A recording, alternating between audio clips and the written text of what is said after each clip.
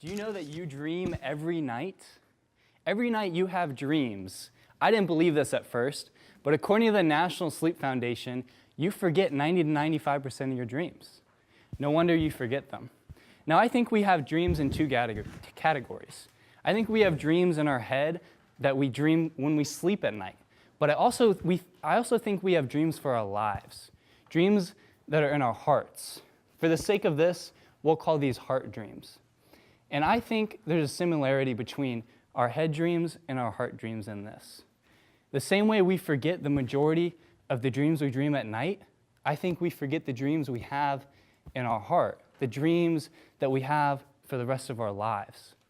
You see, we look back on our life when we're 45 sometimes, and we have a 401k, we have a mortgage, we have a car payment, we have a white picket fence, we have 2.4 kids, and we have a dog named whatever you want to call it. So what is this dream that we're chasing, and why do we give it up? And how do we attain it? Well, I have three things for you, three things that'll change your mindset. Because in all reality, I can't change anything but your mindset. But that's not a bad thing today. What's good news is that you're in the driver's seat of your life and for your dreams. So the first thing you need, the first thing in your recipe to success is a vision. You need a clear vision. The second thing you need goals. You need achievable goals. And ultimately, you need to finish.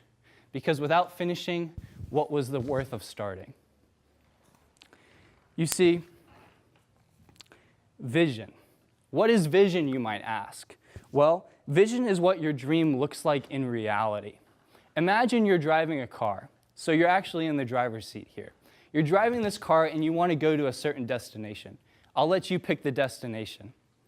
Now, imagine I'm in your car and I turn off your headlights. You're probably not going to be able to get where you're going to go. See, that's what it's like to have no vision. You have a destination in mind, but you have no view of your surroundings. You're not going to be able to get there. So how do we create vision? Well, whether you dream this vision up and it's a picture in your mind, whether you write it down, whether you paint it on a wall, vision is going to encompass what you want to do. It's going to encompass how you're going to change the future. Now, staying committed to that vision is a whole nother thing, and oftentimes that's where we go wrong. But the way we stay committed to our vision is by setting achievable goals. Emmitt Smith is one of the greatest running backs ever. He's a Pro Bowler. He's a Hall of Famer. He's actually the leading rusher the NFL has ever seen. He has the most rushing yards ever. He was really, really good as a high school running back as well. And he was gifted 4 tickets for him and 3 friends to go watch the Super Bowl that year in Pasadena, California at the Rose Bowl. He goes with his friends, and as he's watching the game, he points down and he says, "One day, I'm going to win a Super Bowl here." If I was his friends, I probably would have snickered because those are big dreams. I'd say those are pipe dreams. But in the 1994 season, Emmitt Smith was playing for the Dallas Cowboys. He was fresh out of college where he had set multiple records, school records, and he was on his way to set more franchise records with the Dallas Cowboys. In 1994, the Dallas Cowboys would win the Super Bowl. Emmitt Smith would be MVP, and that game was played in Pasadena, California at the Rose Bowl. I tell you that to show you the power of goals, because what you might not know is that every year since Emmitt Smith was in high school, the year when he was in high school, his coach gave him a sticky note, and he said, "Write down your goals." And he did, and he taped it to the back of the mirror on his locker. And he did that subsequently every year after that. And because of that, he had the goals in front of him every single day as he achieved goals, as he set records, and ultimately lived his dream. You see, what we run into often is failure to set goals, but then also failure to set achievable goals. Now, I know you're thinking, well, to be the all-time leading rusher is a large goal to set for yourself. Well, that's not where Emmitt Smith started, and that's not where we start either. We start with achievable goals. There's a theory called planning fallacy. Planning fallacy is where you set your expectations too high, where you plan to succeed, but you set goals that are too high for you to achieve, and therefore you fail and it's demotivating. It's the day after perfect. You set your sights on this goal, you fail, and you give up. So what do? Do we make our dreams smaller? That wouldn't make sense, would it? To make your dreams smaller, that's counterintuitive. But what you actually do is you cut your goals in half.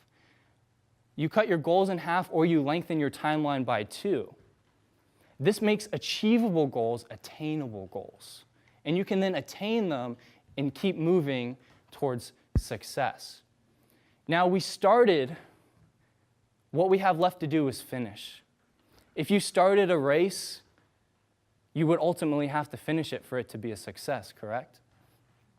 So how do you finish? Well, you finish strong, that's one. But you always have to fight enemy number 1, and that's perfection. Perfection is always telling you to quit when you're almost there. Perfection says if you're not going to do it right, don't do it at all. And that's enemy number 1 because, again, you're demotivated and you give up on your dreams. How do we fight perfection? Well, we fight perfection by staying persistent, because persistence is what gets you to finish the race that you're running. Persistence is when you're 25 miles in a 26.2-mile race and you got to cross the finish line. So always remember to stay persistent over perfect. There's this story, it's a legend actually, about the first marathon, the first 26.2 miles that was ever ran. It was ran by a guy named Philippides. Help me with that one. As the story goes, Athens was fighting this war against invaders, and they were in the city of Marathon, and they were defending these invaders, and they were outnumbered 3-1. And so what Athens decided to do is they decided to go on the offensive. And so they went out, and they ultimately won this battle. But this battle was part of a bigger war. And so the enemy retreated to their boats, and they started to sail around to the capital of Athens. And so they decided to send one man to run all the way there before they could sail their boats, to tell them that they had won the battle and that they were coming. So this man Philippides sets off, and he runs approximately 26 miles to the main city of Athens. And when he gets there, as you could imagine, when he gets there, he falls down on his knees, and in Greek he says Nike, which stands for victory. And that was his last breath. Victory. What's it going to look like when you get to your last breath? What's your dream going to look like? What are you going to be able to say? Are you going to be a dream catcher and be able to, with your last breath, say victory? Or are you going to let your dreams be forgotten? Thank you.